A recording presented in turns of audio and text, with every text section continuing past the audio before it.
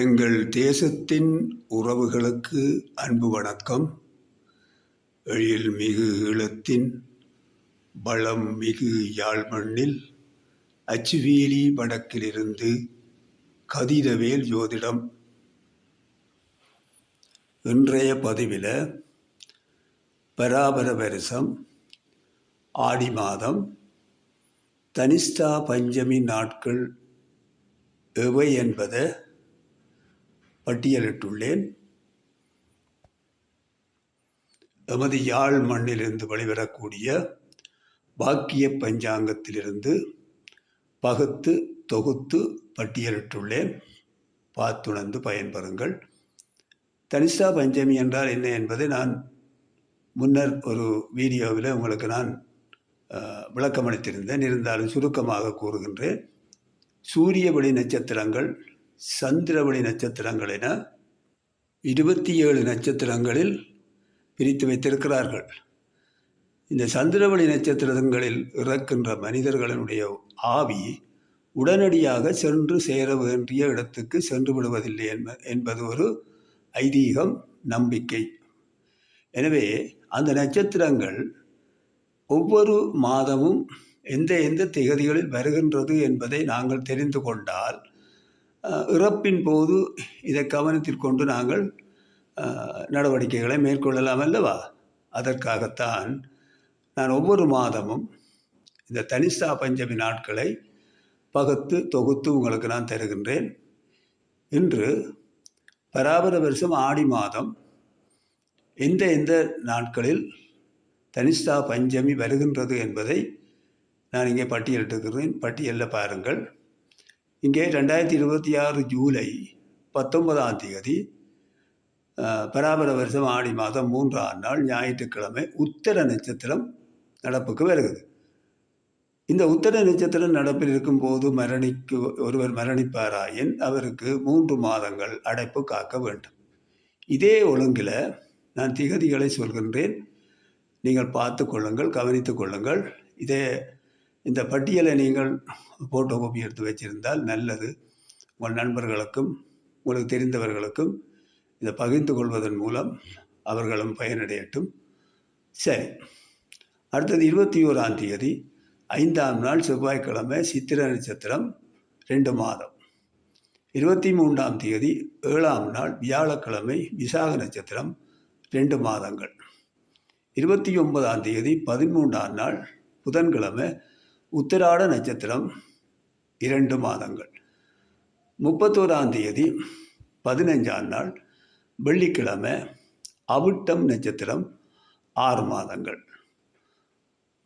1ஆம் தேதி ஆகஸ்ட் மாதம் 2026 16ஆம் நாள் ஆடி மாதம் சனிக்கிழமை சதய நட்சத்திரம் 6 மாதங்கள். 2ஆம் தேதி ஆகஸ்ட் 17ஆம் நாள் ஞாயிற்றுக்கிழமை பூரட்டாதி நட்சத்திரம் 6 மாதங்கள். 3ஆம் தேதி 18ஆம் நாள் திங்கட்கிழமை உத்திரட்டாதி நட்சத்திரம் 6 மாதங்கள். 4ஆம் தேதி ஆகஸ்ட் மாதம் 19ஆம் நாள் செவ்வாய்க்கிழமை ரேவதி நட்சத்திரம் 6 மாதங்கள்.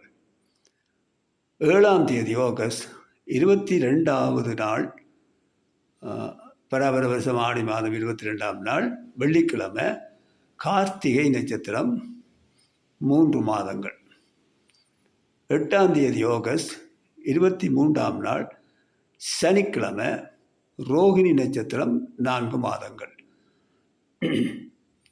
9ஆம் தேதி ஆகஸ்ட் மாதம் 24ஆம் நாள் ஞாயிற்றுக்கிழமை மிருகசீரிட நட்சத்திரம் 2 மாதங்கள். 11ஆம் திகதி ஆகஸ்ட் மாதம் 26ஆம் நாள் செவ்வாய்க்கிழமை புனர்பூச நட்சத்திரம் 2 மாதங்கள்.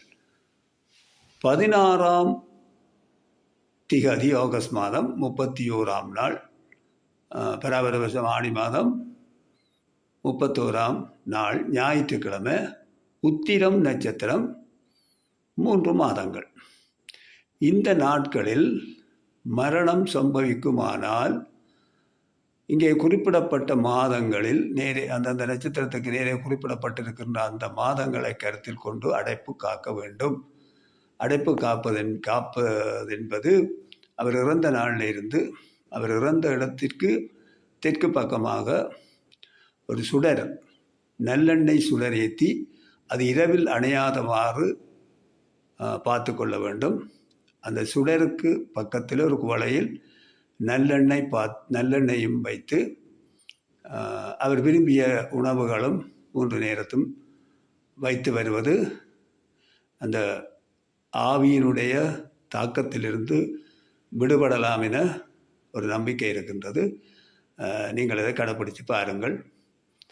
கீழே குறிப்பிடப்பட்டிருப்பது இறப்பின் பின்பு வெற்றுடல் வீட்டிலிருந்து எடுத்து செல்லக்கூடாத நேரம் கிழமை ரீதியாக கொடுக்கப்பட்டிருக்கிறது. இது ஏற்கனவே நான் பதிவிட்டிருக்கிறேன். மீண்டும் இதனை நான் தொடர்ந்து பதிவிடுகின்றேன். ஞாயிற்றுக்கிழமை இறந்தால் பிற்பகல் 3 மணியிலிருந்து பிற்பகல் 4:30க்குள் வெற்றுடல் வீட்டிலிருந்து எடுத்து செல்லக்கூடாது. திங்கட்கிழமையானால் பிற்பகல் 1:30 பிற்பகல் 3 மணி வரை. செவ்வாய்க்கிழமை மதியம் 12 மணியிலிருந்து பிற்பகல் 1:30 வரை. 6 மணி, இரவு 6 மணி என்றால் அதாவது பிற்பகல் 6 மணியிலிருந்து பிற்பகல் 7:30 வரை எடுத்து செல்லக்கூடாது. புதன்கிழமை முற்பகல் 10:30 மதியம் 12 மணி வரை. வியாழக்கிழமை முற்பகல் 9 மணியிலிருந்து 10:30 வரை. வெள்ளிக்கிழமை முற்பகல் 7:30 முற்பகல் 9 வரை. சனிக்கிழமை காலை 6 மணியிலிருந்து முற்பகல் 7:30 வரை. இந்த பட்டியலை நீங்கள் உங்களுக்கு தெரிந்தவர்களுக்கு ஷேர் பண்ணுங்கள், அவர்களுக்கும் தெரியப்படுத்துங்கள். அவர்களும் இந்த தங்களுடைய காலத்தில் இதை கடைப்பிடித்து பாதிப்பிலிருந்து அவர்களும் தப்பித்து கொள்ளட்டும். எனில் நீங்கள் மட்டும் நன்மை அடைந்தால் போதாது, மற்றவர்களுக்கும் இதை ஷேர் பண்ணி அவர்களுக்கு உதவுங்கள் என கேட்டுக்கொண்டு விடைபெறுகின்றேன். நன்றி.